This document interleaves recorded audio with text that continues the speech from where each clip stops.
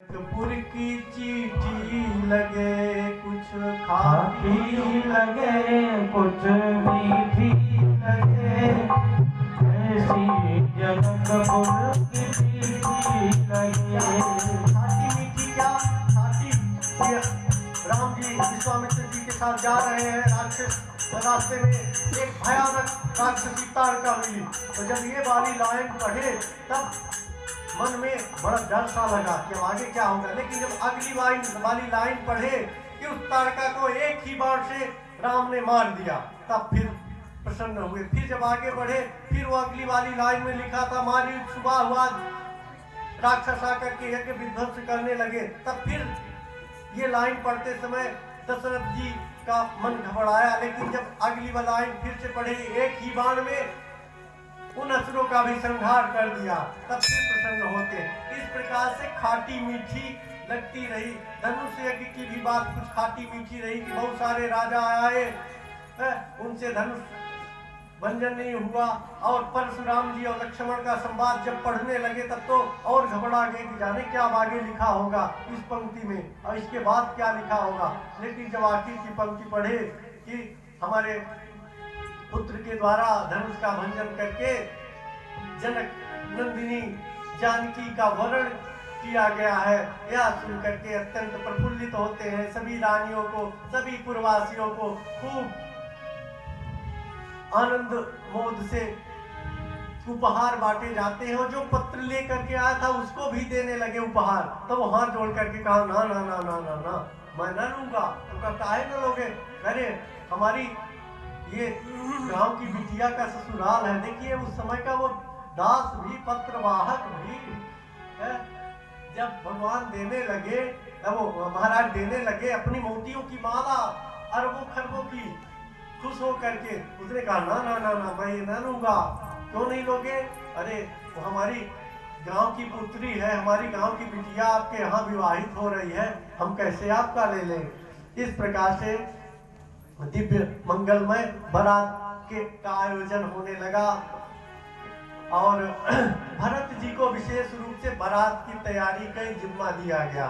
और भरत जी अब भाई का, अब राम जी का काम है विवाह का, तो भरत जी और उछल करके भरत शत्रुघ्न लग करके बारातियों को तैयार कर रहे हैं। सब घोड़े हाथी सामान सब तैयार हो रहे हैं।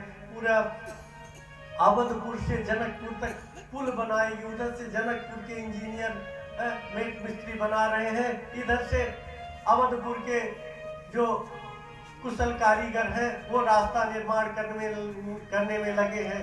नए नए रथ हाथी घोड़े सबको बढ़िया स्वर्ण मंडित किया गया, सुसज्जित किया गया। और बारात सुंदर गुरु जी को आगे करके बारात लेकर के चले। बारात चल तो दी, अब खूब आनंदित बारातियों का जलवा कुछ अलग होता है। उछल कूद करके चल रहे थे। बीच में कुछ दूर जाने पर गांव वालों ने पूछा भैया बारात कहाँ जा रही है? अब बाराती जरा थोड़ा अकड़ करके बोलते भी हैं, अरे चक्रवर्ती पृथ्वीपति अवधपुर नरेश महाराज दशरथ के ज्येष्ठ पुत्र राम की बारात है। अच्छा अच्छा बहुत अच्छा बहुत अच्छा, गांव वाले कहते। अच्छा फिर किसी ने पूछा भाई दूल्हा कहाँ है, नहीं दिख रहा है। अब बारातियों को लगा कि अब क्या बताऊं, बारात तो ऐसी अद्भुत कि बारात तो है बड़ी सुसज्जित पर दूल्हा नहीं है। अब यही बात एक व्यक्ति नहीं सभी पूछते भैया दूल्हा का है। बारात को देखने की यही इच्छा होती भाई दूल्हा। आदमी रास्ता भी चलता रहता है, किसी की बारात जाती होती है, लगता थोड़ा दूल्हा को देख ले कैसा है, उससे अपना कोई लेना देना नहीं है, तब भी लगता थोड़ा दूल्हे को देख ले। तो दूल्हा सब पूछते। अब आगे वालों ने तो कह दिया कि अच्छा पीछे आ रहे हैं, पीछे आ, बीच में है। अब जब बीच वालों से पूछा उन्होंने कहा कि पीछे है पीछे है। अरे पीछे वालों से पूछा तो पीछे वालों ने कहा कि भैया वो निकल गए होंगे बीच में कहीं। अरे तो किसी ने कहा मैं तो शुरू से आखिर तक बारात देखता रहा, हमको तो कहीं नहीं दिखे कहाँ है। आखिर में बात गुरु वशिष्ठ जी के पास तक पहुंची। भैया ये समस्या का समाधान होना चाहिए, हर कोई पूछता है दूल्हा कहाँ है दूल्हा कहाँ है, अब क्या बताएं। तब वशिष्ठ जी ने कहा हाँ बात तो सही ऐसी जटिल है। तो वशिष्ठ जी ने भी उपाय किया कि ऐसा करो भरत राम ही की अनुहारी, सहसा लखी न सकहीं नर नारी। भरत जी राम जी के ही समान है, सहसा लखी न, यहाँ तक कि माताएं भी कई बार धोखा खा जाती थी। जो कैकेयी के भवन से आते दिखते उनको मान लेते कि ये राम है, और जो कौशल्या के भवन से निकलते दिखते उनको मानते कि ये भरत होंगे। ऐसा नहीं तो और गांवपुर वासी भी भ्रमित हो जाते, एकदम एक जैसे थे, इसलिए माताओं ने उनको अलग अलग रंग के कपड़े पहनाना शुरू कर दिए थे। एक जन का पीला वस्त्र रहेगा तो एक जन का नीला, एक जन का लाल तो एक जन का दूसरे रंग का, अलग अलग रंग के वस्त्र पहनाते जिससे पहचानने में देरी ना हो। तो यहाँ भरत जी को कहा तो दशरथ जी ने कहा नहीं भाई ये अनुचित बात है। अब उसको लड़के को भी लगेगा कि हमारे हमको मुकुट मोर पहना दिए और शादी किसी दूसरे की हो रही है तो बुरा लगेगा ना।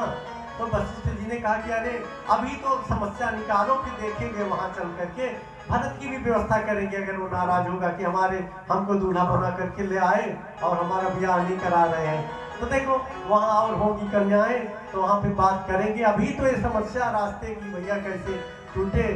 तो इस प्रकार से भरत जी को दूल्हा बना करके बारात चली है, बड़ी दिव्य बारात।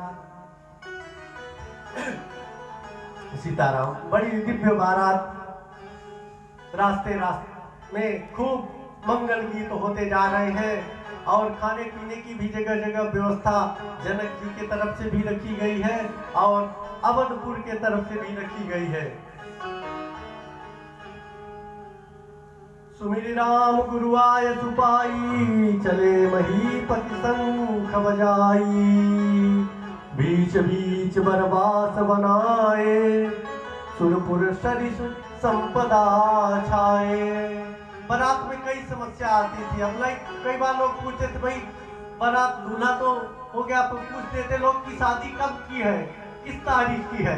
अब अभी लगना है अगर कुछ नहीं पड़ी है तो अब क्या बताएं, तो कहे कि पीछे वाले बताएंगे, कहे पीछे वाले बताएंगे, ऐसा कह करके टाल देते। गुरु वशिष्ठ जी के पास तक बात पहुंची तो गुरु वशिष्ठ जी तो बहुत बड़े बात चतुर होते हैं, बुद्धिमान लोग, वो भी कुछ गोलमोल बात करके, असल में उनको भी अभी लगन के पता नहीं है कि कब होना है विवाह। बारात का न्योता आ गया, चल दिए। और जब नजदीक पहुंचे तब गोस्वामी जी लिखते हैं, दधी चिउरा उपहार अपारा, भरी भरी कांवर चले कहारा। उस जनकपुर तरफ से दही और चिउड़ा लेकर के वहां के लोग बरातियों को खिलाने के लिए आए। अब बराती तो इधर वाले उछल कूद करके जा रहे थे कि अच्छा खाने पीने को मिलेगा, और उधर वाले वो दही चिउड़ा लेकर के आए। लिखा है इसमें दही चिउड़ा। तब आपस में कहने लगे अरे यहाँ तो दही चिउड़ा दे रहा है, यही मिलेगा कहा। तब लोगों ने कहा कि इतने बारात ले उबे तो जाने न है, अब यहाँ से वहाँ पर लाखन करोड़न बारात क्योंकि घरे तब का धोखा रबड़ी रसगुल्ला और खवही दही चिउड़ा मिली। अब हो गया जैसे तैसे लोगों ने खाया, सोचे कि अब जो मिलेगा तो खाना पड़ेगा। अब ये वहां का नेग था, शुभ करने के लिए वो दिया गया था। अब जब जनकपुर बारात पहुंची तो ऐसी दिव्य व्यवस्था हुई कि एक एक बाराती के लिए विधाता ने, विधि ने, अब जहां जानकी जी स्वयं अवतरित तो हो, वहां की सुख संपदा रिद्धि सिद्धि का क्या कहना। जानकी जी ने भी विचार किया कि हमारे ससुराल से लोग आ रहे हैं, तो रिद्धि सिद्धियों को आदेश दिया कि बरातियों का ऐसा सम्मान होना चाहिए कि वो याद रखे। तो इतने सेवक प्रकट हो गए कि एक एक सेवक के लिए सुंदर सुंदर कन्याएं लिए, फूल लिए, रसगुल्ला लिए, मिठाई, लीजिए श्रीमान जी, लीजिए श्रीमान जी, लीजिए श्रीमान जी। रुकने ठहरने के लिए एक एक व्यक्ति के लिए एक एक कक्ष की व्यवस्था। सब पूछने लगे भाई जब इतनी सब खाने पीने की सब व्यवस्था रखी गई तो फिर दही चिउड़ा काहे को वहाँ, वह उसी में पेट भर गया, खा लिए, अब ये तुम्हारा कौन खाए हैं। तो जो सयाने लोग होते हैं बड़े बागपटु होते हैं, बड़े समझदार होते हैं और बड़े व्यंग करने वाले होते हैं। तो जनकपुर के बूढ़ा व्यक्ति था, उसने कहा क्या दही चिवड़ा खाए, दही तो कहा हाँ जो आप लोगों ने भिजवाया था उसी से पेट भर हम लोग पहले पा लिए, तो आप लोगों ने खाया? हाँ तो आप लोगों ने भिजवाया था बरातियों के लिए तो खाया।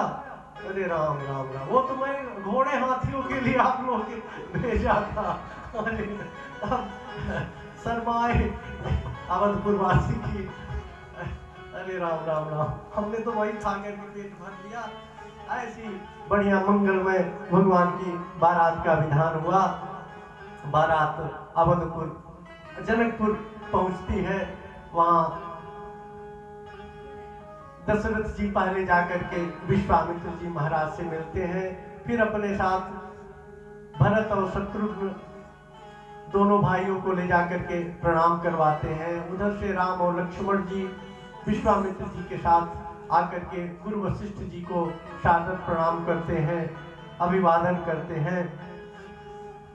और फिर अभी लगन वगन कुछ नहीं बनी है। अब ये विचार हुआ कि प्रथम बारात लगन ते आई, विवाह होना भी तय नहीं है, महीनों पहले से ही बारात पहुंच गई। अब ये हुआ कि भाई लगन लिख करके वशिष्ठ जी ने, लड़के की तरफ से जाते हैं लगन पत्री, तो वशिष्ठ जी ने भिजवाया सतानंद जी को।